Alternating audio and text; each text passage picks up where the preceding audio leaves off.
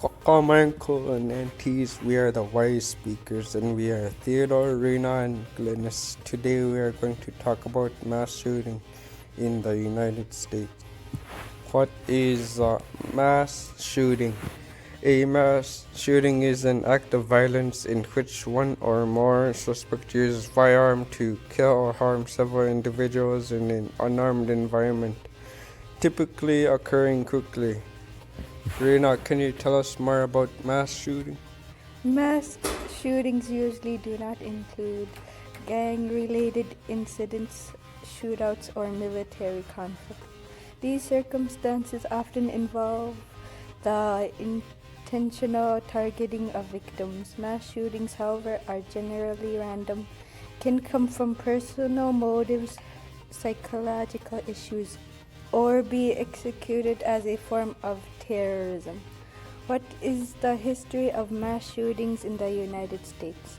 The number of mass shootings has increased regularly since 1966. Between 1966 and 1975, there were 12 mass shootings, and by 2013-2022, that was up to 170 mass shootings. The number of mass shootings increased massively.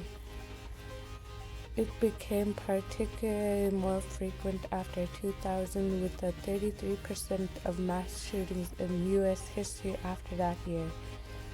The year 2018, 2017, and 1999 had the highest amount of mass shootings in the U.S. Recent increases reached a high 686 incidents in 2021. Let's start by imagining what life was like back then when mass shootings became more lethal. Perhaps the most famous of the mass shooting that took place happened on April 20, 1999 at the Columbine High School in Littleton, Colorado, when two students entered Columbine High School with semi-auto rifle, pistol, and some explosive. There were 14 dead, not including the two students who were responsible for the attack. This school shooting was one of the deadliest shootings in America. How has the Colombian disaster affected the country? News of the Colombian disaster astonished the country. There was strong disapproval of the slow police response. Law enforcement officers, including police and sheriff's deputies, were convinced that a threat persisted. As a result, they refrained from entering the area where the shooting had occurred for several hours. During this period, some victims succumbed to their injuries as they bled out. Another major shooting that shocked the nation took place at Newton, Connecticut on December 14, 2014 at Sandy Hook Elementary. This shooting had 26 deaths and 2 injuries. The shooter shot his mother a couple times before he took her car and drove it to the school. He then continued to enter the school through the security door, then going into 2 classrooms, killing 24 students and 2 adults. Tell us about who Stephen Paddock was. Stephen Paddock was a high-stakes gambler and frequented Las Vegas strip casinos. Mandalay Bay Resort and casino employees legally permitted him to use the service elevator to transport several large cases to his complimentary suite on the hotel's 32nd floor. Paddock could see clearly from the location the 22,000 fans of country music who were present at the Route 91 Harvest Festival across the street. Paddock collected an arsenal of approximately 24 weapons in his suite and the connected room. What guns have they investigated from the mass shootings?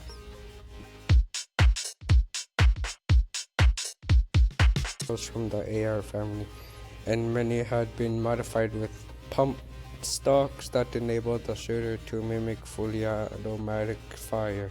Paddock discharged over 1,000 rounds into the crowd within a span of 11 minutes, resulting in the death of 58 individuals and injuries to approximately 850 others.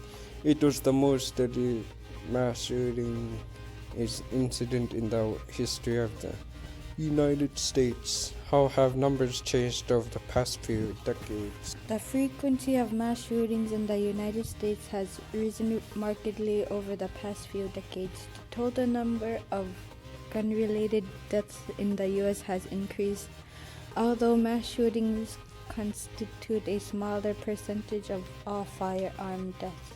The effect of mass shootings on the mental health and well-being of survivors in communities, however, is considerable. How did mass shootings affect others?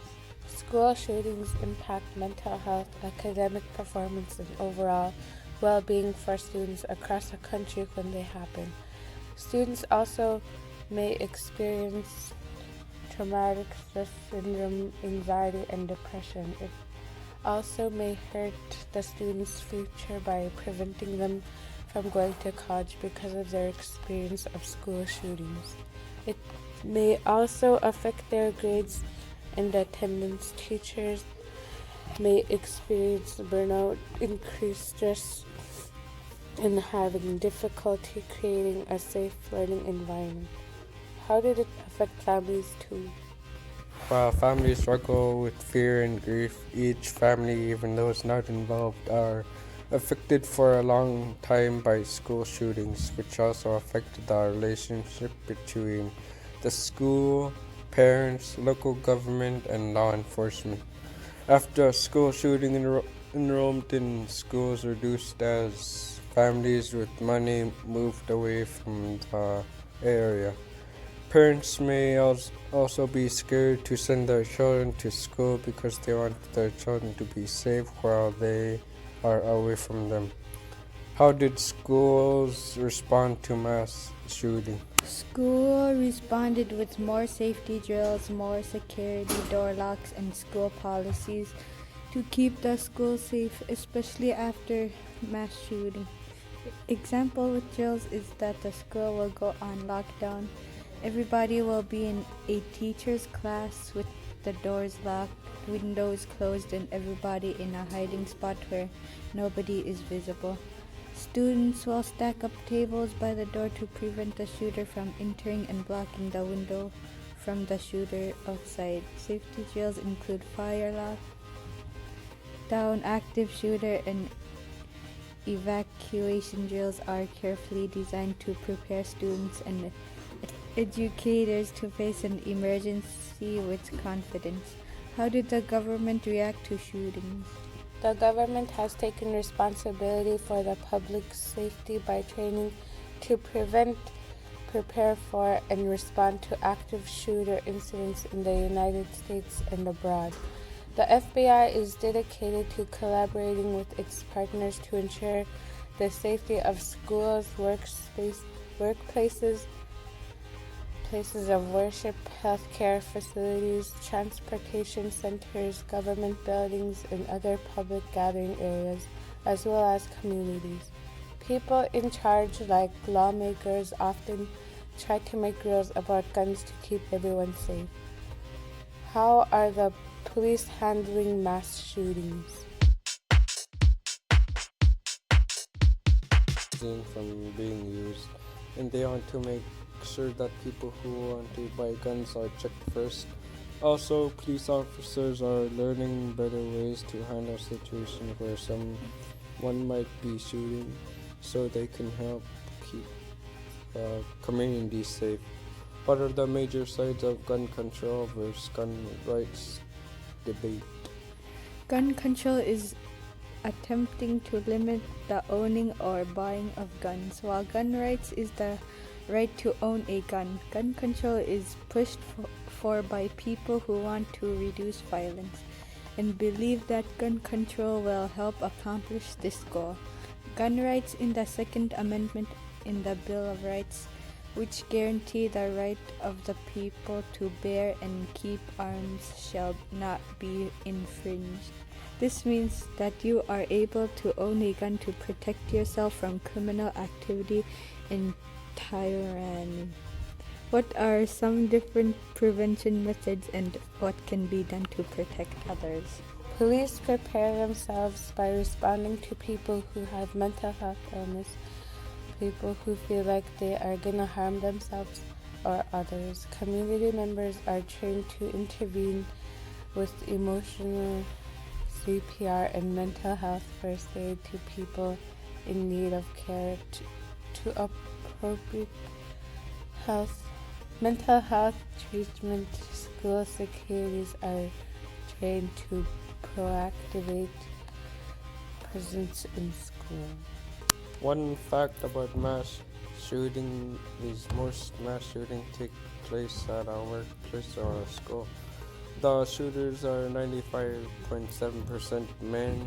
The ages of the shooters are mostly around 30s. And how do you know if a mass shooting is predictable? Mass shootings are unpredictable. That is why people should always be prepared to overcome the dangers of mass shootings. There have been many ideas of stopping it, but people are still experiencing mass shootings today. Nobody knows how exactly to prevent mass shootings. The debate between gun control and gun rights rages on, but we have to continue to work together to try lower these numbers and protect our students in public places. Why do you think this event still matters today? In our opinion, I think for schools they should start sending out bulletproof windows to each and every U.S. school to protect the students, teachers, and staff. Also with bulletproof doors to stop the bullet when they try to shoot through the doors. For public safety, there should be secure weapon sensors and bulletproof windows. The school needs to improve more communication systems, but not only for school, even for public spaces. All public and school spaces need emergency lighting just in case the threats shut down the lights. I hope you guys had fun. I joke, but for reals, did you guys have fun? And freaking know I'm saying, if you guys want to listen for more podcasts like this, follow, like, comment, and subscribe to Jack Badkey on youtube.com. Bye.